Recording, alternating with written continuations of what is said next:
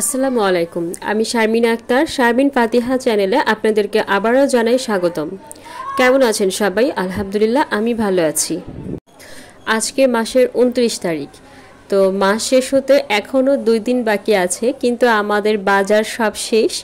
ঘরে চাল ডাল তেল কোনো কিছুই নাই, সব শেষের পথে। চাল যাও একটু আছে, ওইগুলো হয়তো বা আর ২ দিন যাবে। এছাড়া সমস্ত বাজার, সমস্ত কসমেটিক্স যা আছে সব একসাথে শেষ হয়েছে। তাই লিস্ট করছি যে কি কি শেষ হয়েছে। অবশ্য মনে পড়ছে না, দেখা গেল যে ফাতিহার বাবা যখন বাজারে চলে যাবে তখন মনে আসবে। চাউলটা আমাদের ২ মাস কেনা হয়নি, আমার শ্বশুরবাড়ি থেকে নিয়ে এসেছিল। এই ২ মাস আমাদের চাউলের টাকাটা বেঁচে গিয়েছে। তো এখন কিনতে হবে। চাউলের দাম নাকি আবারও বাড়ছে, জানি না, বাজারে গেলে বোঝা যাবে যে কত টাকা হয়েছে আসলে। তো আমি ফাতিহার বাবাকে আবার বলছিলাম যে বাড়ি থেকে যদি আর কিছু চাউল পাঠাইতো তাহলে হয়তো বা ভালোই হতো। পরে ও হাসতেছে, বলতেছে বারবার কি পাঠাবে নাকি। যাই হোক, আমরা যারা মধ্যবিত্ত ফ্যামিলির, তারা কিন্তু মাস শেষ হলে আমাদের খুব টেনশন থাকে যে মাসের বাজার শেষ হয়ে গিয়েছে, ওইগুলো আনতে হবে।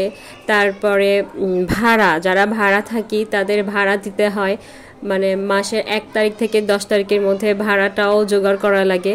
আর যারা প্রাইভেট চাকরি করে তাদের তো কোনো কথাই নেই, বেতন কবে দিবে না দিবে তারও কোনো হিসেব নিকেশ নেই।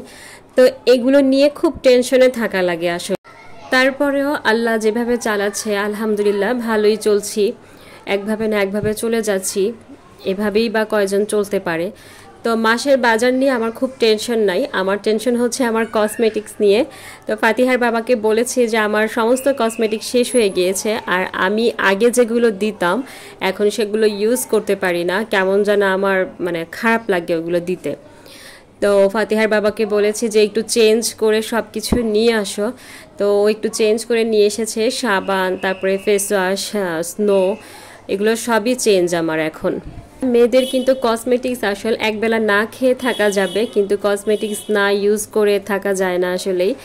আর আমি যেহেতু এখন অসুস্থ, আমি আগে যেই স্নোটা ব্যবহার করতাম ওইটার গ্রানটা একদমই নিতে পারি না, যার কারণে ফাতিহার বাবা এখন অন্য স্নো নিয়ে এসেছে। তো এই স্নোটা দিয়ে আবার মানে ভালোই লাগতেছে, মনে হচ্ছে যে না, গ্রানটা ভালো, সাবানটার গ্রানটাও ভালো লাগছে। আর আজকে আমাদের বাসায় আমার খালা আসছে, তো ওনার জন্য ছোটোখাটো একটু আয়োজন করা হয়েছে। হঠাৎ করে আসছে, বাসায় সবাই অসুস্থ ছিল, এজন্য দেখতে আসছে ওনাদেরকে। তো এখানে শসা, তারপর গাজর আম্মা সালাদ করে রেখেছে, লেবু আছে। আর এখানে রান্না করেছে হচ্ছে গরুর মাংস। আমি অবশ্য আজকে চুলার সামনে একদমই আসিনি, চুলার সামনে থাকতেই পারি না। এটা হচ্ছে গরুর মাংস। আর মনে হয় পোলাও করেছে, আমি যদিও জানি না। তো এইখানে খালা হচ্ছে আমাদের জন্য রান্না করে নিয়ে এসেছে। উনি খুব ভোরবেলা ঘুম থেকে উঠে আর ঘুমাই না, তো উনি ভোর ৫টায় উঠেছে নাকি, উঠে এই রোস্ট আমাদের জন্য রান্না করে নিয়ে এসেছে। আর খালার হাতের রোস্টটা কিন্তু অনেক মজা হয়। তো আমরা সবাই এই রোস্টটা পছন্দ করি, যার কারণে আমাদের জন্য এটা নিয়ে এসেছে। আর এই যে পোলাও রান্না করেছে, আমি ভাবছিলাম যে পোলাও কি রান্না করছে নাকি না করছে। তো আজকে এই পর্যন্তই। আল্লাহ হাফিজ, আসসালামু আলাইকুম।